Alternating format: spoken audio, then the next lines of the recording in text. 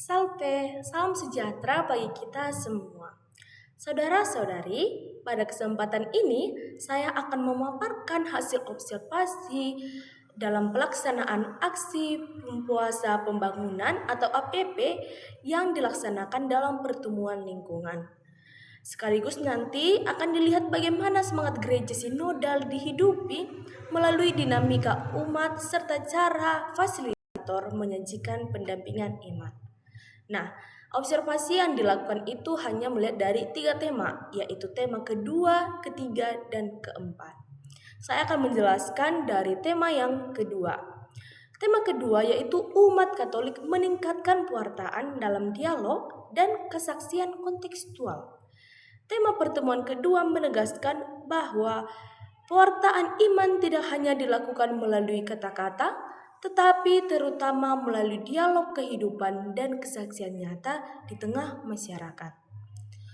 Fasilitator menyajikan pertemuan dengan pendekatan dialogis. Pertemuan diawali dengan pertanyaan pemantik yang mengangkat pengalaman hidup umat sehari-hari, khususnya relasi dengan sesama yang berbeda latar belakang. Nah, cara ini membuat umat lebih aktif sejak awal. Kemudian, kitab suci digunakan sebagai dasar refleksi untuk menegaskan panggilan murid Kristus sebagai saksi kasih dan keterbukaan. Di sini saya melihat bahwa fasilitator tidak mendominasi pembahasan, melainkan memberi ruang umat berbagi pengalaman, kemudian merangkum dan mengaitkannya dengan pesan Injil. Jadi, model penyajian ini menunjukkan katekese partisipatif yang mencerminkan semangat sinodal gereja yang mendengarkan sebelum mewartakan. Hasil nyata yang ada dalam tema kedua ini yaitu membangun relasi yang lebih terbuka dengan masyarakat serta memberi kesaksian iman melalui sikap hidup sehari-hari. Kemudian kita lanjut dalam tema yang ketiga. Tema yang ketiga itu umat Katolik meningkatkan perwujudan liturgi sebagai wajah gereja yang mendengarkan dan berdoa. Saudara-saudari, pertemuan ketiga ini menyoroti liturgi bukan sekedar tata perayaan, tetapi sebagai wajah gereja yang hidup dalam doa. Fasilitator menyajikan materi melalui metode refleksi pengalaman. Umat terlebih dahulu diajak membagikan pengalaman mengikuti misa dan doa lingkungan sebelum masuk pada pendalaman kitab suci.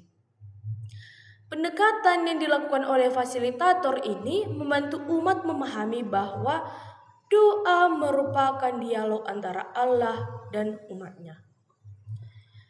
Cara penyajian yang komunikatif ini menumbuhkan kesadaran bahwa liturgi bukan hanya tanggung jawab petugas gereja saja, tetapi seluruh umat beriman. Maka aksi nyata yang disepakati yaitu meningkatkan partisipasi doa lingkungan dan membangun suasana liturgi yang lebih hidup dan partisipatif.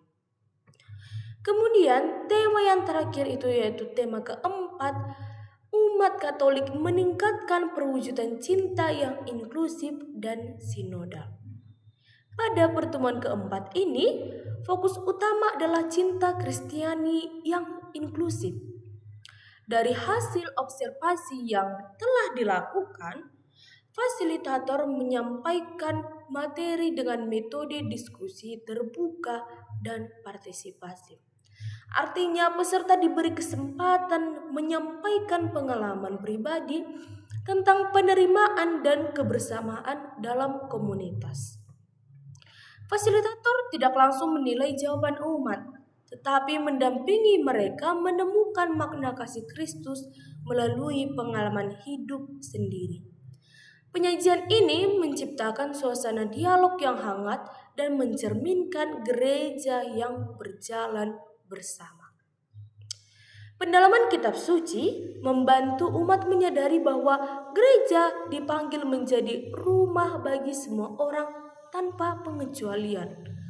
Aksi nyata yang dirancang antara lain mengunjungi umat yang jarang hadir serta membangun komunitas yang lebih ramah dan inklusif. Jadi saudara-saudari, berdasarkan hasil observasi yang telah dilakukan, dapat disimpulkan bahwa pendalaman APP bukan sekedar kegiatan tahunan, tetapi merupakan proses katekese umat yang nyata dan kontekstual. Fasilitator sangat penting karena ia tidak hanya menyampaikan materi, tetapi bertindak sebagai fasilitator yang membuka ruang dialog, mendorong partisipasi umat, menghubungkan kitab suci dengan pengalaman hidup, serta menumbuhkan kesadaran iman bersama. Melalui rangkaian APP ini, umat diajak untuk mendengarkan, berdialog, berdoa, mengasihi secara inklusif, dan memberi kesaksian iman dalam masyarakat.